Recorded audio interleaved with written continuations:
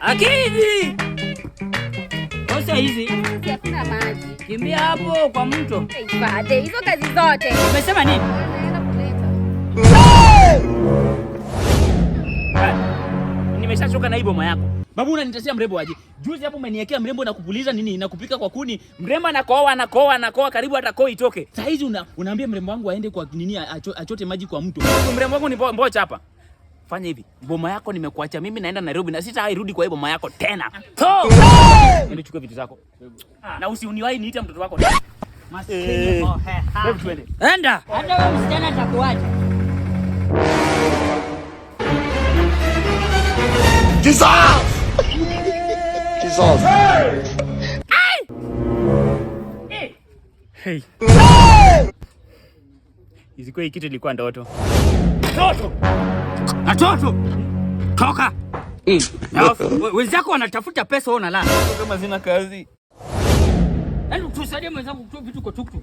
Nonsense. God have mercy upon us. Hata ningezaa wheelbarrow ningebeba nao mahindi.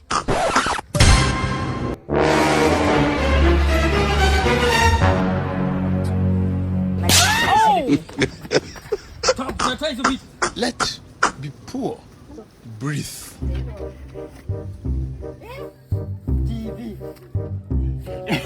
Bro, umepotea Nairobi sana. Wacha kusalimia watu wa Nairobi na unanuko mena. So dad, hii ni Hisense cooker. Unajua bibi hapendi kuni sana.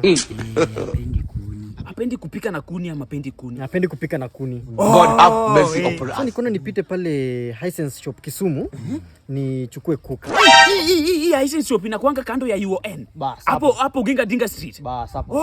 Sasa hii ni washing machine. Washing machine. Inaosha na ina dry. Inaosha na ina dry. Sasa hapa ukisaingia uoge una dry. Hii ya kuoga. Hii unaosha manguo kama uko na t-shirt yako, unaweka ndani, unafinya tu inaosha na inaweza kausa pia. Venye amesema hivi. Sasa hii fadhe, hii nimenunua juu. Bibi hapendi kufua. Huyu afui. Bibi hapendi kila kitu. Hii ni screen 55 inch. Hizi zote ni zangu. Umejua umefanya vizuri kuleta hizi vitu. Umejua niliota babu alikuwa amechukua huu dem. Mimi unaniota? Sasa hizi tu nimekuota tu. Wewe unaanzaje kuniota mimi?